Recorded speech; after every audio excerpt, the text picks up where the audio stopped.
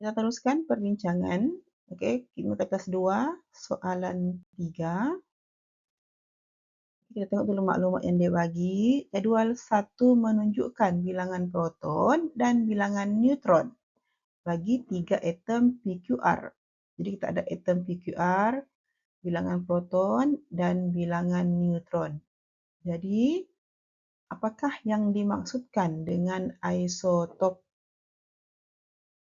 Okey, jadi iso. Ingat iso tu maksudnya sama. Siapa yang sama? P. Siapa P? Proton.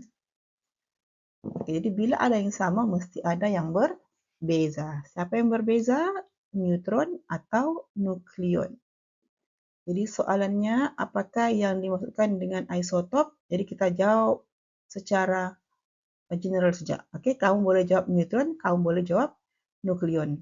Jadi tulislah atom-atom bagi unsur yang sama yang mempunyai bilangan proton yang sama tetapi bilangan neutron yang berbeza. Jadi boleh juga kamu tulis bilangan nukleon yang berbeza.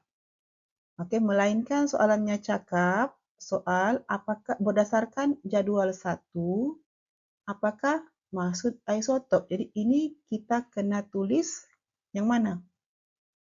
Kita kena tulis yang neutron sahaja. Sebab dalam jadual 1 kita cuma ada neutron.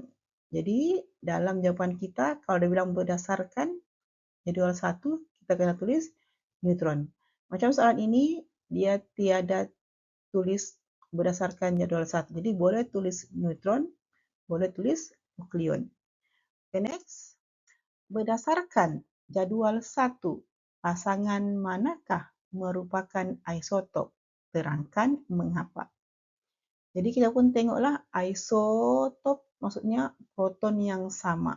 Jadi proton yang sama adalah 6. Okey? Siapa tu atomnya? Atomnya adalah atom P dan atom Q. Jadi kita pun tulislah atom P dan Q. Terangkan mengapa. Jadi ini yang kamu kena alert. Dia bilang berdasarkan jadual 1. Jadi kita kena tulis, okey, kerana mempunyai nombor proton yang sama ataupun bilangan proton yang sama. Tapi jangan tulis begini saja. Okey, tambah lagi. Okey, tetapi nombor neutron yang berbeza. Jadi ini wajib gunakan neutron. Kenapa? Sebab berdasarkan jadual 1. Jadual 1 kita ada neutron, bukan nukleon. Jadi siapa tulis kerana mempunyai nombor proton yang sama tetapi nombor nukleon yang berbeza, tidak ada markah untuk yang kedua. Okey? Tidak boleh. Sebab apa? Dia bilang jadual 1. Jadual 1 cuma ada neutron. Okey, next. Tulis simbol Q dalam bentuk AZX. Jadi simple lah. Si X ni adalah si Q. Si A adalah nombor nukleon. Z adalah nombor proton.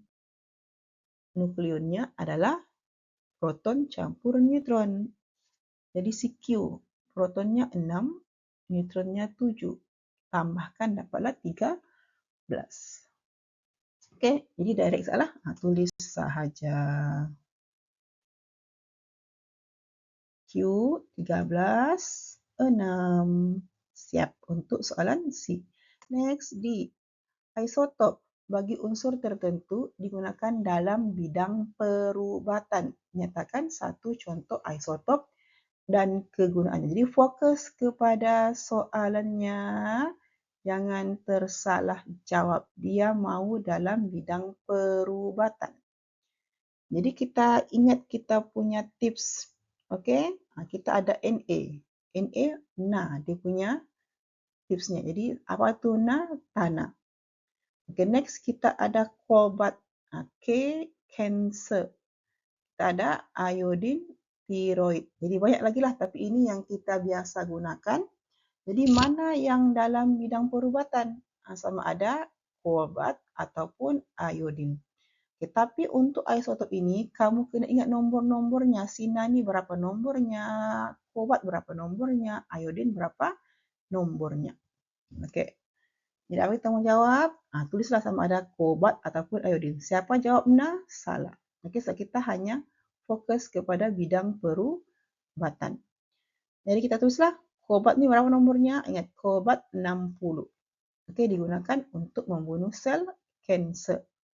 Ataupun iodin 31 digunakan untuk rawatan penyakit tiroid. Jadi, jawablah salah satu. Okey, 1 markah untuk kobat 60, 1 markah untuk kegunaannya. Okey, jadi habis sudah untuk soalan 3. Kita jumpa next video.